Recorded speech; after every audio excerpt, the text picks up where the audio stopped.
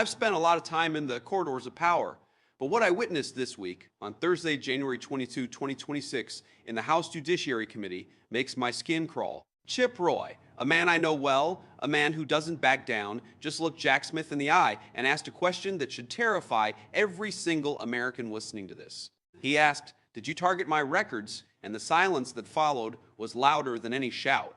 Smith's defense? He claimed he didn't even know whose records were being seized when he signed off on those secret subpoenas. That is the standard Washington lie, for yes, we did it, but I didn't think you'd find out. Think about the gravity of this. We are talking about the Department of Justice, the most powerful law enforcement agency on earth, surreptitiously seizing the phone records of a sitting member of Congress. No notice, no chance to object. Chip Roy found out because his team discovered that his phone records were among at least 14 Republicans targeted in a sprawling probe codenamed Arctic Frost. This isn't just a legal tactic. It's a direct assault on the separation of powers. If the executive branch can spy on the legislative branch without oversight by keeping judges in the dark, we don't have a republic anymore. We have a police state. I was in the room when the chatter started about Scott Perry and Kevin McCarthy. They were the ones we knew about. But what Chip Roy exposed today is a much wider net. It's not just about one or two radical members. It's a systemic effort to map out the entire conservative infrastructure. Smith's team admitted they went after toll records timestamps of who talked to whom and for how long. They wanted the digital footprints of anyone who dared to question the 2020 election results. And they did it under the cover of non-disclosure orders, preventing the phone companies from ever telling the people being spied on. Inside the West Wing, there's a sense of invincibility. They think that because they have the badge, they have the right. But Chip Roy just reminded them that the Constitution isn't a suggestion. He brandished a poster board showing the 14 targeted Republicans and revealed internal government emails that were never supposed to see the light of day. This means the weaponization was already in motion. Jack Smith claimed these records were seized by prosecutors before he even became special counsel in November 2022. That's the smoking gun. It proves the DOJ was already running a pre-planned hit on Congress before Smith was even in the picture. He wasn't an independent investigator. He was the cleanup crew. Why Roy? Because he's effective. Because he's a constitutionalist. Because he's the kind of guy who digs until he finds the bone, and they tried to bury him. They wanted to know who he was talking to and what his strategy was. This is the retribution I've been warning you about. They aren't just coming for Trump, they're coming for anyone who supports the movement. Jack Smith sat there and tried to play the neutral prosecutor, but the receipts don't lie. The Department of Justice was turned into a political surveillance machine, and Chip Roy just caught them with their hands in the cookie jar. The question is, now that the secret is out, what are we going to do about it? It's not just the politicians. That's the lie they want you to believe, that this is just government business. But listen to the names revealed in the records. Over 400 Republican and conservative targets, the RNC, the Trump campaign, groups like the America First Policy Institute. They didn't just monitor them, they vacuumed up their communications and records as part of this Arctic Frost operation. This is a dragnet. This is the kind of intelligence gathering we used to reserve for foreign enemies. I've seen the internal memos. They didn't go after these groups because they suspected a crime. They went after them because they were conservative. Smith calls it appropriate to monitor people who are simply exercising their right to protest or litigate. Since when is filing a legal contest a criminal act? Roy asked that exact question. Smith's team had to admit elsewhere that many of these actions weren't crimes in themselves, yet they kept the surveillance running for years. Why? Because information is power. By having the logs of who these people talk to, when they talk, and for how long, the DOJ can map out the entire resistance. They know the strategy before it's even implemented. They know who the whistleblowers are. It's a form of political warfare disguised as a legal inquiry. And it's not just the big names. Private citizens, local activists, people who just happen to be in the wrong contact list, they are all in the database now. Jack Smith's response is always the same. We followed the facts. But the facts were curated by partisan FBI agents. The scope of this investigation had no limits. It was a blank check signed in the early days of the Biden administration. I've heard the briefings where they talked about extinguishing the threat. They don't mean a physical threat, they mean the threat of a populist uprising. They want to make it so expensive and so dangerous to be a conservative leader that nobody will take the job. Chip Roy called it an egregious abuse of power. And he's right. The citizen hit list is real. And if you've ever donated to a conservative cause, the government might already have your data sitting in a server, waiting for the next special prosecutor to turn the key. Let's get to the judicial hammer. This is the part of the hearing that has the legal community in an uproar. Chip Roy brought up the fact that Judge Eileen Cannon dismissed the classified documents case because Jack Smith's appointment was unconstitutional. He was never supposed to have that power. But what did Smith do? He kept fighting. He kept signing his name on court filings for months. Roy pointed out that a prosecutor who continues to litigate after being told they have no legal authority should face disciplinary action or disbarment. Think about that. The man who was supposedly defending the law was operating outside of it. He was a ghost prosecutor. Every motion he filed, every subpoena he signed after that ruling was a violation of the very system he claimed to protect. And Smith's defense today? He claimed he was just doing his job and following orders. That is a lawyer's trick.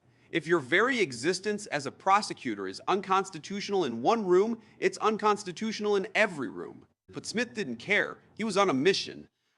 I've seen the reaction from the top. The president sees Smith's illegal tenure as proof that the entire system was rigged.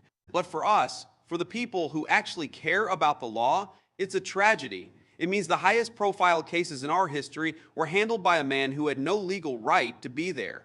It taints everything. Every piece of proof Smith mentioned is now fruit of a poisonous tree. Chip Roy yielded back his time, but the damage was done. He exposed Jack Smith not as a hero, but as a man who played fast and loose with the rules to get his target. He showed that this wasn't an independent investigation. It was a coordinated top-down hit that started with the DOJ and used Smith as the face. And now, the hitman is facing the ultimate penalty, the loss of his reputation. The disbarment reality is the final chapter for Jack Smith. He thought he was writing Trump's history, but he might have just signed the end of his own career. I have integrated the specific details of Chip Roy's confrontation and the Arctic Frost you've heard of the J6 investigation. But have you heard of Arctic Frost? That was the internal code name the FBI used for the most expansive domestic spying operation in our lifetime. Chip Roy brought it into the light on Wednesday, January 21, 2026, but I've seen the folders with that blue Arctic Frost seal on my own desk.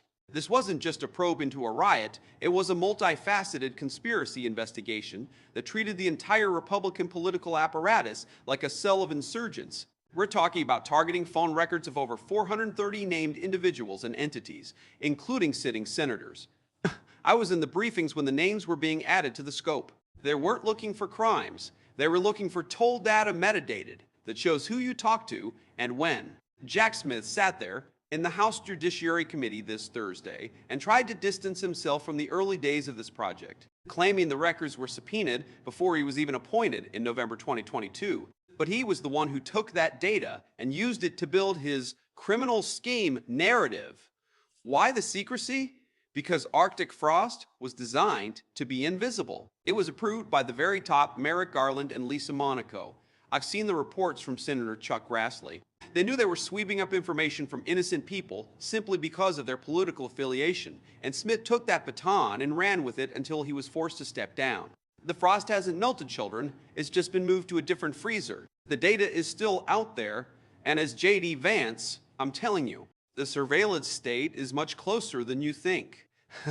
Let's talk about the chain of command. Jack Smith testified today that he met with and briefed Attorney General Merrick Garland and Deputy AG Lisa Monaco multiple times. He tried to make it sound like routine government business. But I know the reality of those meetings. Those weren't just briefings, they were strategy sessions. Garland has been trying to protect his institutionalist reputation while letting the clock run out on Trump's defense.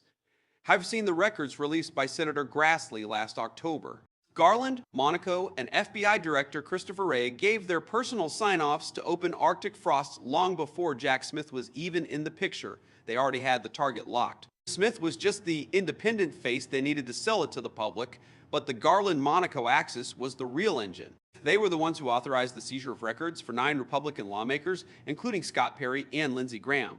Inside the West Wing, we talk about the Garland stall. They waited long enough to make sure the pressure hit right in the middle of the election cycle. It was tactical. It was surgical. And Smith was the enforcer.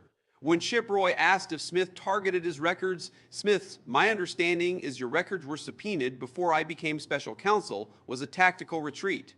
He knows that if he admits to the level of coordination between his office and the political appointees at the DOJ, the entire independent narrative collapses. We are looking at a top-down operation that was orchestrated by the highest legal officers in the land. And Garland is the one who still holds the keys to the final reports that Judge Eileen Cannon currently has under a 60-day seal. This is the part that should make every lawyer in America lose. Sleep. In July 2024, Judge Eileen Cannon ruled that Jack Smith's appointment was unconstitutional. She said he didn't have the legal authority under the Appointments Clause. Now, in a normal world, that's where it ends. You pack your bags and you go home.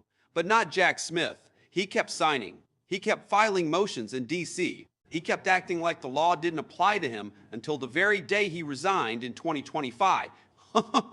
I've heard the president scream about this.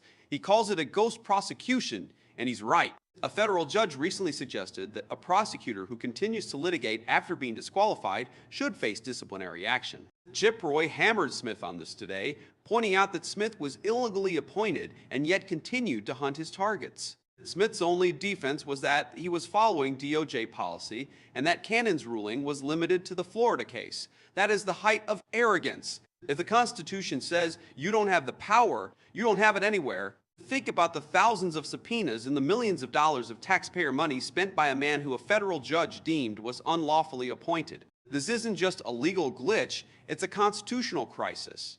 Every action Smith took after that ruling is fruit of the poisonous tree. And yet he stands there today defending his integrity. I've seen the internal emails where they scramble to find a way to keep his cases alive. They knew they were on thin ice, but they didn't care. They were so blinded by their mission that they were willing to bypass the Appointments Clause. And now the fire is spreading. Smith is facing a disciplinary reckoning, and the administration is terrified that every case he touched will be vacated. The ghost has been caught, and the haunt is over. I've updated the script with the latest 2026 details, the Arctic Frost codename, the 14 targeted Republicans, and the specific timeline of the Merrick Garland sign-off.